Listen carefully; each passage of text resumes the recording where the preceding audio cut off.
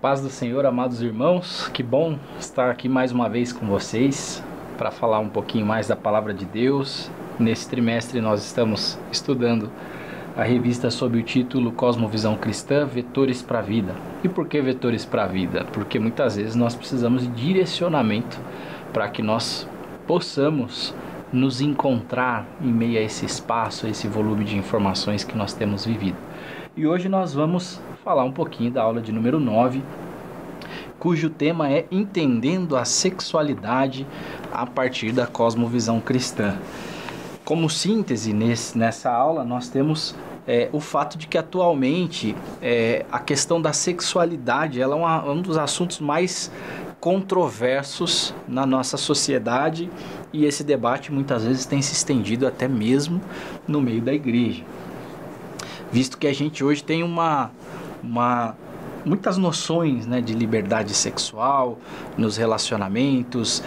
A gente tem temas sobre sexualidade que são constantemente desafiadores e desafiam, né, o povo de Deus, a igreja, a nós mesmos enquanto cidadãos, e nós precisamos abordar um pouquinho esse tema também aqui a partir da cosmovisão bíblica. Então, como nós entendemos a sexualidade a partir da visão secularista e como nós entendemos também a partir da visão cristã, que é o que de fato nos importa, né? Como o cristianismo, como aquilo que Jesus nos deixa, ou a palavra nos deixa como ensinamento, nos guia, nos dá vetores diante desse tema tão complexo dentro da nossa sociedade. Então, só para a gente refletir, né? A sexualidade ela é um presente divino que nos foi dado para que nós possamos viver com pureza, com amor, com respeito e principalmente, né, que a nossa sexualidade possa honrar a Deus acima de tudo, né, assim como em todas as outras áreas da nossa vida. A leitura bíblica que nós vamos utilizar aqui como um texto-chave, né, é o texto de Romanos 12:1, onde Paulo descreve na sua carta: portanto, irmãos, rogo-lhes pela misericórdia de Deus que se ofereçam em sacrifício vivo, santo e agradável a Deus. Esse é o culto racional de vocês. E, complementarmente, né, a leitura bíblica aqui, que a gente vai encontrar lá em 1 Coríntios, no capítulo 6, do versículo 12 ao versículo 20, aonde a palavra diz: tudo me é permitido, mas nem tudo me convém. Tudo me é permitido, mas eu não me deixarei, ou eu não deixarei que nada me domine. No versículo 13, a palavra continua: os alimentos foram feitos para o estômago, e o estômago para os alimentos, mas Deus destruirá ambos. O corpo, porém, não é para a imoralidade, mas para o Senhor, e o Senhor para o corpo. Por seu poder, Deus ressuscitou o Senhor e também nos ressuscitará. Vocês não sabem que os corpos são membros, ou que os seus corpos são membros de Cristo? Tomarei eu os membros de Cristo e unirei a uma prostituta? De modo nenhum. Vocês não sabem que aquele que se une a uma prostituta é um corpo com ela? Pois como está escrito, os dois serão uma só carne. Mas aquele que se une ao Senhor é um espírito com ele. Fujam da imoralidade sexual. Todos os outros pecados que alguém comete fora do corpo, os comete. Mas aquele que peca sexualmente, peca contra o seu próprio corpo. Acaso não sabem que o corpo de vocês é santuário do Espírito Santo que habita em vocês, que lhes foi dado por Deus e que vocês não são de si mesmos? Vocês foram comprados por alto preço, portanto glorifiquem a Deus com o corpo de vocês.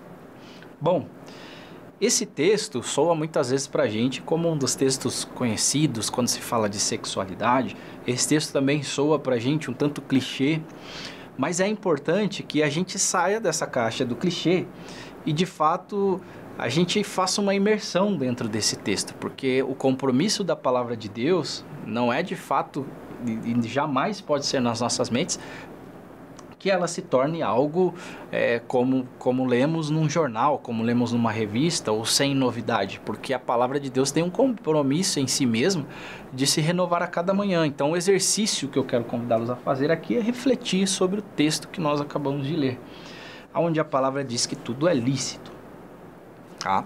Mas nem tudo convém. E aí então Paulo vai discorrendo uma linha de raciocínio lógico a respeito da questão da moralidade sexual, onde ele nos fala que, olha, aquele que se une a uma prostituta é um com ela, mas aquele que se une ou que une o seu corpo ao Senhor, ele também é um com ele. Então existem dois caminhos e dois paralelos que são estabelecidos aqui sobre a moralidade sexual e a imoralidade sexual. Ele deixa claro aqui nesse texto que o corpo foi feito para o Senhor e o Senhor também foi feito para o corpo. Então, o elo perfeito, já antecipando aqui um pouco do que a gente vai discutir, o elo perfeito da sexualidade é quando, através dessa área, nós honramos a Deus. E quando, através dessa área das nossas vidas, nós conseguimos estabelecer também um relacionamento divino, de modo que nós possamos ser um com Cristo. Paulo também diz aqui nesse texto que de todos os pecados que se possam cometer, eles são sempre contra o próximo. Mas aquele que peca sexualmente, aquele que peca a partir da imoralidade sexual, ele peca contra si mesmo. Então Paulo categoriza esse pecado não como maior ou menor do que os outros pecados, mas ele categoriza esse pecado como sendo um pecado contra si próprio. Ora, e pela lógica, muitos de nós jamais faríamos mal a nós mesmos. Dentro desse texto, Paulo deixa evidente, chama atenção para esse fato. Ora, em linhas naturais, em um caminho, um curso normal da vida, ninguém vai pecar contra si. Mas olha, quem comete o pecado sexual é exatamente isso que está fazendo. Está cometendo um pecado contra si mesmo e contra o seu próprio corpo. Diante desse cenário, nós vemos a importância, e através desse texto, nós vemos a importância de entendermos como nós podemos lidar, ou a importância de sabermos lidar de uma forma cristã com a nossa sexualidade. E esse texto também vai trazer para a gente o conceito de que isso é importante de ser tratado até mesmo para o nosso dia a dia, né? Porque nós sabemos que, como a palavra fala, como o texto diz lá em Romanos 12:1, é necessário que a gente viva uma intensa e uma plena entrega ao Senhor. O fato é que muitas vezes nós temos dificuldades e justamente porque nós segregamos ou compartimentamos as nossas vidas em caixinhas, né? Então a área profissional, a área espiritual, a área sexual, a área financeira. Então é muito habitual do ser humano segmentar a sua vida. Mas na verdade o que Deus espera de nós é um relacionamento integral. O que a palavra espera de nós é que nós possamos viver o cristianismo, viver a palavra, viver o evangelho de Jesus em todas as áreas das nossas vidas. E isso sem restrição. Ora, em todas as áreas, são em todas as áreas. Não dá para a gente deixar aqui qualquer uma dessas áreas, seja financeira, seja a área espiritual, seja a área profissional, de fora dessa necessidade de vivermos inteiramente o evangelho de Jesus. Então, essa é a grande dificuldade que nós temos. Muitas vezes nós temos dificuldades de estabelecer uma relação integral de confiança no Senhor. E dentro do contexto da juventude, eu gosto sempre e me recordo muito, né, do texto de Salomão em Eclesiastes. Lembra-te do teu Criador nos dias da tua mocidade, Eclesiastes 12. Antes que venham os dias maus e cheguem os anos dos quais nós vamos olhar para trás e dizer, olha, não tive nesses anos nenhum tipo de contentamento. Porque, na verdade, Salomão, em toda a sabedoria que Deus lhe deu, ele constata que tudo é vaidade e tudo é passageiro. Mas tão certo quanto tudo é vaidade e tudo é passageiro, é também o princípio bíblico da lei da semeadura. Então, todo aquele que planta, ele vai colher. Boas ou más sementes, ele vai colher. E no solo onde ele planta, ele colhe também. E isso tudo nós falamos porque é fato que aquele que planta uma sexualidade não saudável, ou que vive uma sexualidade não saudável, não bíblica, ele vai colher consequências dessa sexualidade. Mas olha lá, então vamos conceituar aqui com vocês, irmãos, o que é a sexualidade, tá? E qual é a importância da sexualidade nas nossas vidas. Bom, para início, a sexualidade ela é uma parte fundamental da identidade do indivíduo. Ela desempenha um papel significativo na vida cotidiana e influenciando os relacionamentos, as interações sociais e também o bem-estar emocional das pessoas. Olha, irmãos, para que a gente entenda a autoridade que a Bíblia nos traz, quando ela nos aconselha ou quando ela nos traz algumas verdades que muitas vezes nós, na nossa limitação, temos dificuldade, inclusive, de aceitá-las, basta que nós façamos uma análise cotidiana, uma análise da vida, uma análise com exemplos de pessoas que viveram, de certa forma, uma imoralidade ou praticaram atos de imoralidade sexual. Muitas delas tiveram problemas graves e seríssimos a partir dos seus atos. Muitas delas tiveram as suas relações dificultadas ou bloqueadas ou geraram em si sentimentos de não mais se aproximar de pessoas.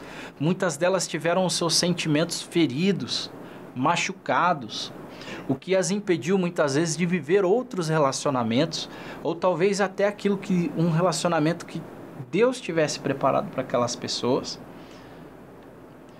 Porque muitas vezes, o fato é que muitas vezes essas pessoas acabam se perdendo nas relações. E talvez a área que mais afete o coração, a mente, os comportamentos das pessoas seja de fato a área sexual. Me recordo de certa vez que por ocasião estava na Avenida Paulista aqui em São Paulo, entrei no Museu do MASP para ver uma exposição. E uma das exposições que estavam lá naquele dia disponíveis era uma exposição de pessoas de um manicômio com problemas mentais que faziam desenhos, e aí eles colocaram nessa exposição todos os desenhos feitos por essas pessoas.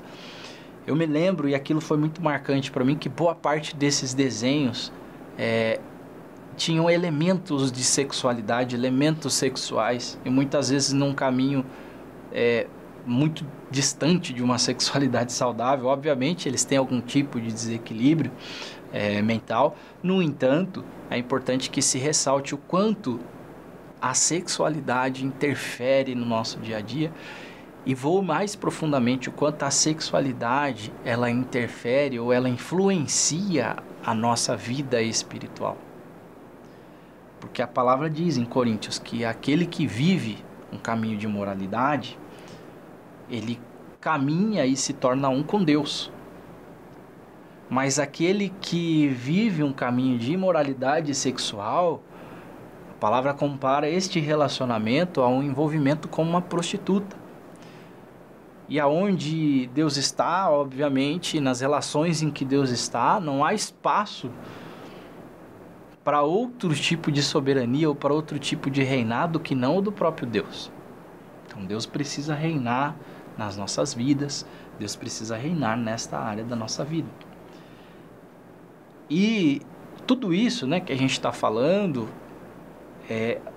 nos mostra razoavelmente o quanto a nossa identidade ela é influenciada pela nossa sexualidade, o quanto as nossas relações são influenciadas pela nossa sexualidade, o quanto a nossa capacidade de interagir com as pessoas é influenciada pela nossa sexualidade, o quanto nossos próprios sentimentos são influenciados pela nossa sexualidade. E um dos pontos importantes da gente refletir aqui nessa aula é como a sociedade contemporânea encara esse tema da sexualidade. Porque aqui falando para jovens, irmãos, nós temos que nos colocar nesse ambiente dos jovens. Como se trata, como a sociedade contemporânea, como a universidade, no meio universitário, como no meio das rodas de amigos, no futebol do domingo, como as pessoas lidam com a questão da sexualidade. Ora, irmãos, basta nós percebermos e observarmos que boa parte das ofensas que existem hoje tem a ver com a questão da sexualidade. Nós temos que observar também o quanto esse é um tema delicado que causa constrangimento nas pessoas, ou por outro lado, num outro extremo, o quanto esse tipo de tema sobre a sexualidade, ela traz uma certa revolta, um sentimento de liberdade que precisa ser vivido, que tem que ser aproveitado de certa forma. Então nós precisamos refletir, né, com os alunos a respeito de como nós, como eles entendem ou como os ambientes que eles frequentam trazem a questão da sexualidade.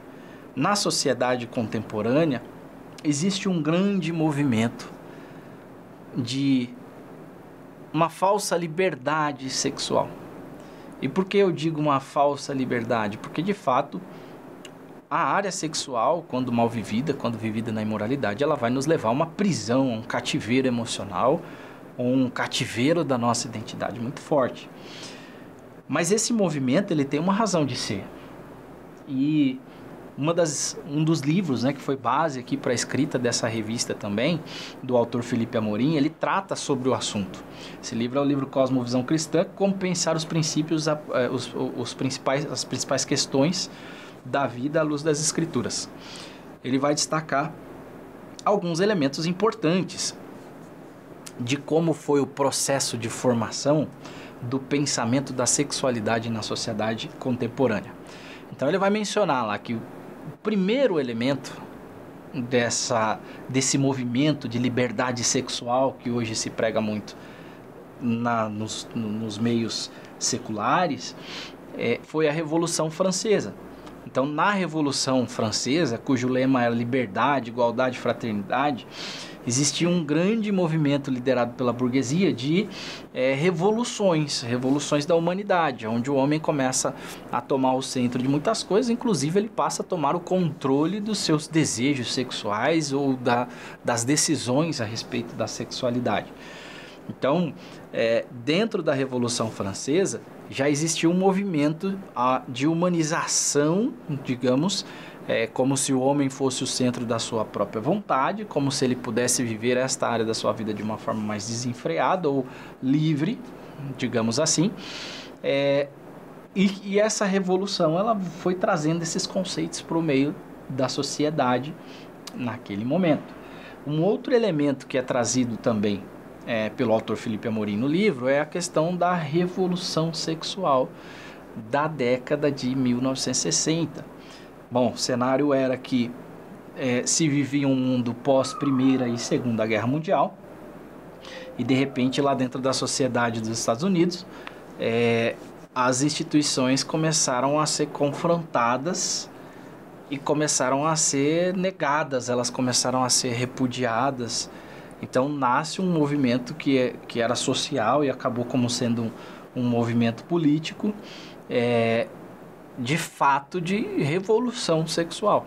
Então esse movimento acaba interferindo de uma forma muito forte aqui no Brasil, né, trazendo reflexos muito claros, como por exemplo na própria década de 60 aqui no Brasil criou-se o lema proibido proibir. E hoje o que nós vemos e vivemos é um reflexo desses movimentos que começaram há décadas atrás. Eles não são literalmente de hoje, eles começaram na Revolução Francesa e se arrastaram até ali 1960 e hoje continuam ainda sendo lema de muitas frentes, correntes sociais e políticas que pregam a liberdade sexual.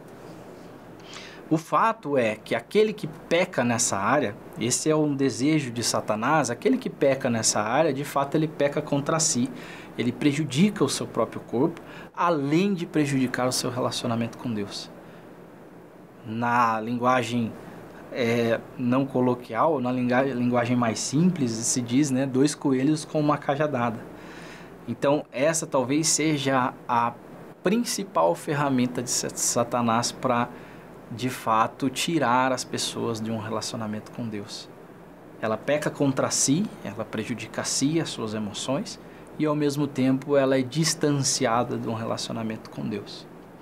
Olha só como isso é crucial, como estabelecer, como a gente trabalhar o conceito de estabelecer uma sexualidade segundo a cosmovisão cristã é crucial para que nós possamos trazer os jovens para um relacionamento mais próximo, cada vez mais íntimo do nosso Senhor. E também a nós, né? Precisamos viver isso de uma forma muito acentuada, de uma forma muito responsável dentro das nossas vidas. Bom, dito isso, nós sabemos que esses movimentos, então, influenciaram de uma forma muito acentuada o nosso conceito, né, aqui no Brasil, de sexualidade. E nós sabemos também que é importante que a gente entenda esse conceito da cosmovisão, então, segundo a Bíblia. Então, nós já conceituamos o que é sexualidade, nós já entendemos como o processo do pensamento da sexualidade na sociedade ou no mundo secular que nós conhecemos foi formado a partir de 2 revoluções, a Revolução Francesa e a Revolução Sexual da década de 60 nos Estados Unidos. Então agora é importante que a gente entenda aqui como é que a sexualidade é tratada segundo a cosmovisão cristã. Tá? Então, a princípio, nós precisamos compreender que a gente tem que ter cuidado para abordar esse tema. O primeiro elemento para que a gente possa abordar com responsabilidade esse tema é o amor. Quer entre os jovens, quer entre os casais, nós precisamos ter muita responsabilidade ao tratar deste tema. E é claro, irmãos, o caminho do conhecimento da sexualidade ou do estudo da sexualidade a partir da cosmovisão bíblica, ele é extenso. Existem homens de Deus que são referência no estudo do tema. E a minha recomendação de sempre é que nós continuemos não só a estudar o tema mais profundamente, mas que nós continuemos a incentivar os jovens a estudar mais profundamente o tema. Porque, de fato, se nós, como igreja, não nos posicionarmos, não ensinarmos, não buscarmos e estimularmos o conhecimento nessa área, esse vácuo de conhecimento será preenchido por um conhecimento que não vem dos céus. Talvez um conhecimento não orientado a partir da palavra de Deus. E isso pode gerar uma grande tragédia, uma grande corrupção no coração daqueles que deveriam estar mais próximos de Deus. Dito isso, irmãos, é importante também que a gente traga alguns temas sobre como a sexualidade é vista segundo a cosmovisão cristã. E o primeiro ponto é entendermos que existe uma igualdade entre homens e mulheres. E a Bíblia deixa clara que essa igualdade não tem a ver com sobreposição de funções dentro de um relacionamento. Que essa liberdade não tem a ver com um comparativo em quem é maior, quem é melhor, nós conseguimos ou não fazer as mesmas coisas, isso pouco importa à luz da palavra. Porque o que importa à luz da palavra é que nós temos sim uma questão de igualdade, de valor nesse relacionamento. Mas homens e mulheres exercem funções distintas. Em sua própria formação, são formados com características diferentes, com elementos diferentes que são complementares e não sobrepostos. Então, aqui nós quebramos, um dos conceitos, por exemplo, da frente secular do feminismo, que vai tentar trazer a questão do comparativo de importância. Mulheres são mais ou igualmente importantes em relação aos homens, mas no sentido de executar as mesmas funções. A palavra de Deus deixa muito claro que o processo de formação, ele é diferente, que os papéis dentro de um relacionamento, dentro da família, eles são diferentes, mas igualmente importantes. Então sim, existem direitos iguais segundo a Bíblia, mas cada um dentro da sua própria função. E isso é maravilhoso, isso é bíblico. Então a mulher deve ser tão respeitada quanto o homem. Tá? Os trabalhos domésticos, obviamente, precisam e podem ser divididos. Porque, principalmente, a gente tem frentes, né, de pessoas que têm repulsa ao trabalho doméstico, e nós precisamos entender que aquilo que é nosso é conquistado junto, é conquistado em trabalho de equipe, cada um dentro das suas características, mas nós temos a necessidade de contribuir em amor dentro de um relacionamento, homens com mulheres e mulheres com homens. Então, essas questões que precisam ser enxergadas, elas precisam ser enxergadas a partir da palavra com muito bom senso e com muito amor. Ok? Um segundo ponto que é importante nós mencionarmos a respeito da sexualidade a partir da cosmovisão bíblica é sobre o sexo. A palavra é muito enfática em nos dizer aqui, né, que na vida cristã a pureza sexual e a santidade, elas são requisitos necessários e elas honram a Deus. Então, como é que nós honramos a Deus na área da sexualidade? Nós honramos a Deus nos permanecendo santos e puros. Ao jovem, permaneça santo, permaneça puro, porque ao seu tempo Deus vai honrar esse esforço, esse empenho em agradar o coração dele. E um dos conselhos que mais eu tenho claro na minha mente sobre como nós devemos lidar com algumas áreas das nossas vidas, ou um dos exemplos, né, que nós temos é o exemplo de Jó. Porque quando Deus dá testemunho a respeito de Jó, ele diz, olha, está ali o meu servo Jó. E revela ali algumas características de Jó, como ele é reto, ele é temente a Deus e ele se desvia do mal. O fato é que muitas vezes, principalmente na área do sexo, o jovem ele tem a tendência de tentar lutar contra os seus desejos. Esses desejos sim, dados por Deus, para que ao tempo propício, em uma situação propícia na vida, ele possa desfrutar com muito prazer dessa área. No entanto, quando nós falamos sobre sexo, este é um ponto, é praticamente uma guerra perdida, quando se tenta lutar contra ele. Então, em vários anos na liderança de jovens, adolescentes, um dos meus principais conselhos, baseado naquilo que Deus diz a respeito de Jó, tem sido: desvie-se do mal. Não tente resistir ou não tente lutar contra este mal, porque é pouco provável que você saia dessa batalha ileso. Então, seja prudente, busque a santidade, busque a pureza sexual, porque elas honram a Deus. Não seja mais do mesmo, mas honre a Deus através da sua pureza sexual.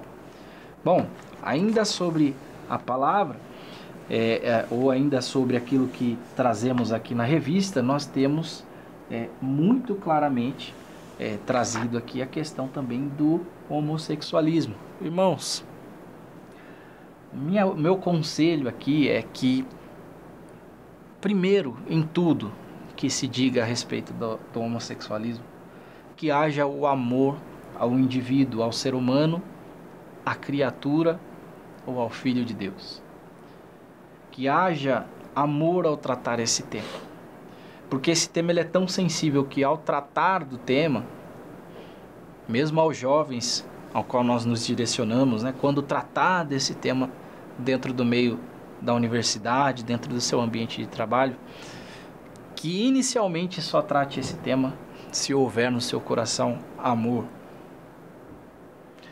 Por quê? Porque esse é um tema delicado que tanto pode aproximar aquele que se reconhece nessa situação de Deus, que ele pode aproximar essa pessoa de Deus, ou eventualmente pode de fato destruir qualquer possibilidade que essa pessoa deseje conhecer ao Senhor.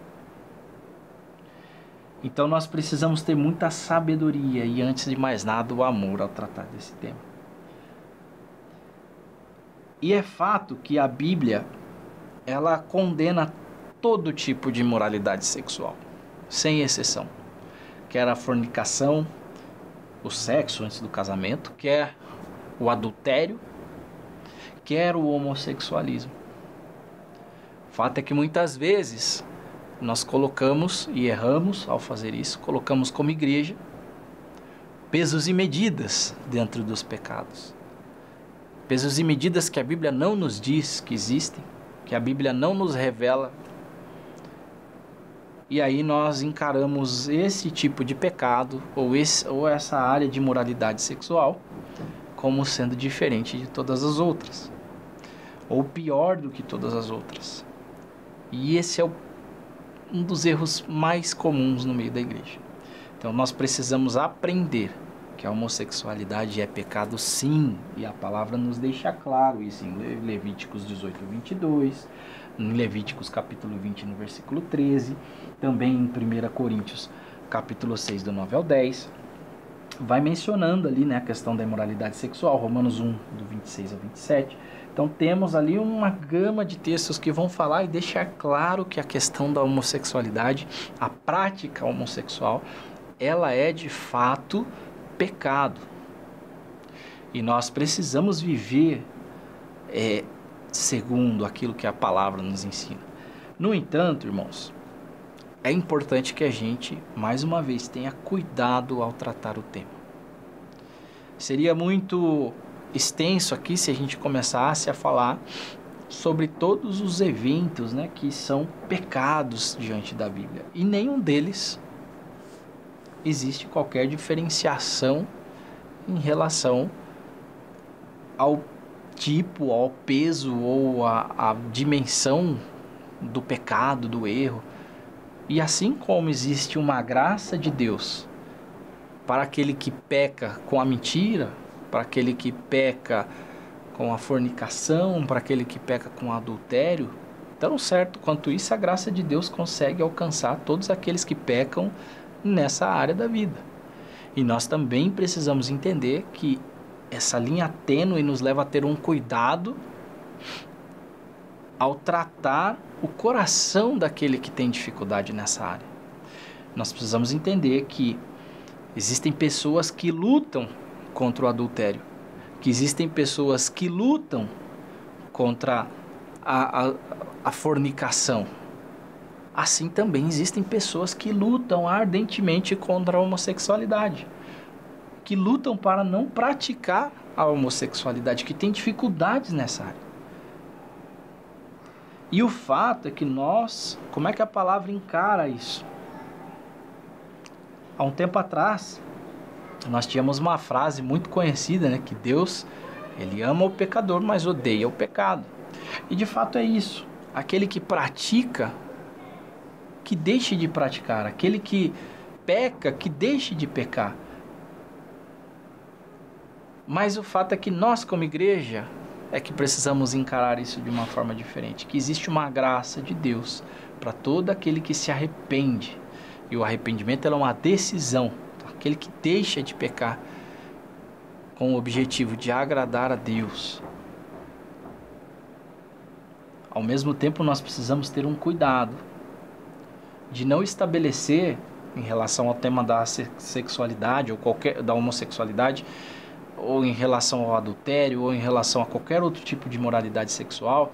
Ao mesmo tempo, nós temos que ter o cuidado de, como igreja, não estabelecer uma relação pacifista em relação ao pecado, ou uma relação de, olha, tá tudo bem se você é assim, ou uma relação de, olha, você errou e tá tudo bem.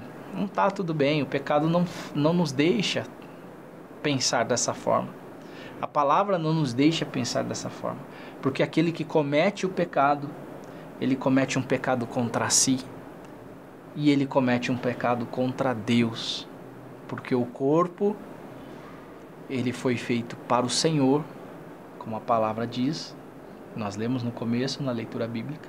Assim como o Senhor foi feito para o corpo. Então, quando nós vivemos essa imoralidade em qualquer uma das áreas sexuais, nós caminhamos para um caminho de autodestruição e um caminho de um relacionamento cada vez mais distante de Deus.